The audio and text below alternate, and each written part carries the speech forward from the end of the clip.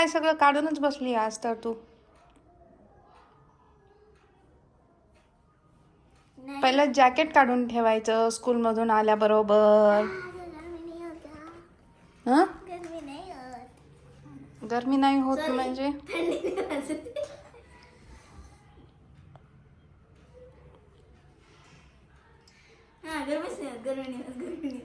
कसा गेला आजचा दिवस? खूप छान गेला. आम्हाला आहे ना हे ॲन्युअल डेचा फॉर्म पण भेटलाय. ओके. काय ॲन्युअल डे मध्ये?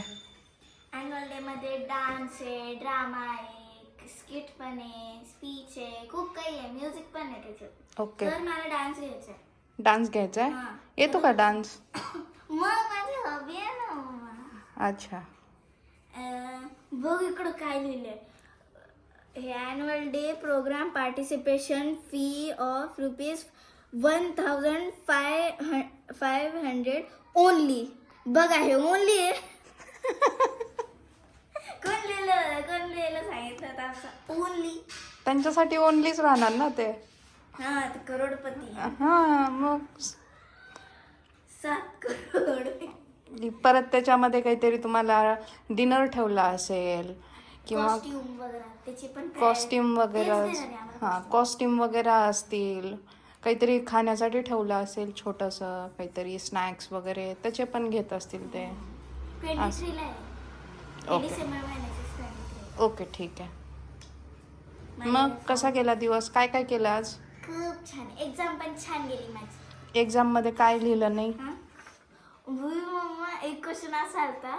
5 क्वेश्चन्स होते ठीक आहे. त्याच्यातून 4 क्वेश्चन मला येत होते. एकच क्वेश्चन होतं यार. मला असं वाटत होतं, सॉरी 2 तर ना मला असं वाटत होतं यार असं काय झालं. मग मी परत ना फर्स्ट पेज उघडलं. बघ हा आहे तो क्वेश्चन. हे बघ क्वेश्चन आहे ना एनी 5 लिहिलं होतं. मी याला नाही बघितलं. हे 1 2 न तुला मी किती वेळा सांगितलेलं आहे की क्वेश्चन. हे बघ 3 4 हे 5 क्वेश्चन ठीक आहे. जे पुन्हा 7 क्वेश्चन होते ठीक आहे. आता ना मला इतकी भीती वाटत होती काय करू मला. समोर बघितलं मी लगेच कळलं एनी 5. मग मी टेन्शनचे ते 2 लिहिले, बाकी सगळे आन्सर्स लिहिले. मग मी तुला किती वेळा सांगितलेले आहे पहिलं हाफ आवर्स पूर्ण पेपर रीड करण्यासाठी घ्यायचा. एकदा सगळा पेपर रीड करायचा. क्वेश्चन मध्येच आन्सर असतं कधी कधी. तेच तर म्हणते सगळं इथे आणि परत तिथं गोंधळून जाती. मग छान झालं. याच्या इकडे एक पॅसेज पण दिलता त्याच्या रिलेटेड आम्हाला 3 क्वेश्चन्स. ओके. मग व्यवस्थित रीड केलं सगळं? मग कसा गेला दिवस? नाही लंच मध्ये काय होतं? लंच मध्ये आलूची भाजी, चपाती आणि डाळ भात. अच्छा. किती खाल्ली पोळी?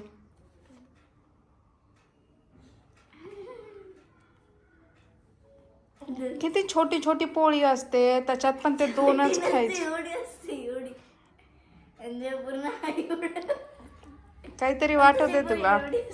हो. एवढी असते ते. मग कुठले फ्रेंड्स वगैरे काही बोलले का आज?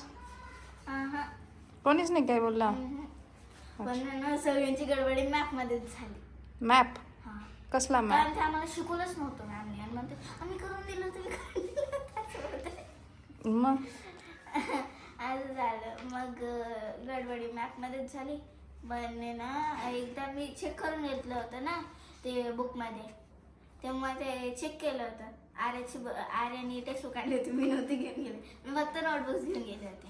एक दुसऱ्याकडून बरं करून घेऊन टेक्स्टबुक मध्ये बघितलं हरप्पा इकडं, हरप्पन सिव्हिलायझेशन इकडं, मोहेंजोदारो इकडं, धोलावीरा इकडं, असं पूर्ण काही लक्षात करून घेतलं. मग मॅप आला आणि ना हे येता वेळेसच ना थोडंसं मॅप दिसून घेतलं. मग कळलं की मॅप पण आहे. पटकन बुक उघडली, चेक केलं, परत देऊन टाकले. मग एक्झामच्या वेळेस आधीच मी मार्क करून ठेवलं होतं सगळं काही. हे इकडं होतं, हे इकडं होतं. म्हणून मला काही प्रॉब्लेम नाही झाला. ओके. पण छान गेला पेपर. पेपर छान गेलं. चिटिंग वगैरे नाही केली ना? नाही मी तर नाही केले. मी नाही केले म्हणून दुसऱ्यांना पण करून देते ना. म्हणून सगळ्यांचं नाव सांगत होते मी. 3 जणांचं नाव सांगितलं.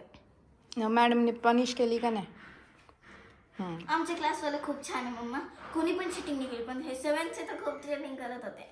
चिटिंग करणारे लाईफमध्ये चिटिंगच करतात आणि लॉयल राहणारे लाईफ टाईम लॉयलच राहतात आणि त्यांच्यासोबत देवबाप्पा राहत असतो. चिटिंग केल्याने मार्क्स वाढतात, बुद्धी नसते वाढत. मग आपल्याला बुद्धी वाढवायची, मार्क्स नाही वाढवायचे. समजलं? बाकी आणखीन कोणते सर मिस काही बोलली का? कोणीच नाही. आज काही मस्ती वगैरे स्कूलमध्ये नवीन? कविता मॅम विचारले असतात की आहे ना पेपर कसा गेला, किती मार्क्स भेटेल, काय होईल असं विचारले असतात, पण काय ते भेटलेच नाही सगळ्यापासून. अच्छा, त्यांनी याच्यामध्ये बिझी असतील ना त्या ॲन्युअल डेच्या ह्याच्यामध्ये, असं असू शकतं. आता चला, आता हँडवॉश वगैरे करा, फ्रेश व्हा आणि या जेवायला खाली. ठीक आहे?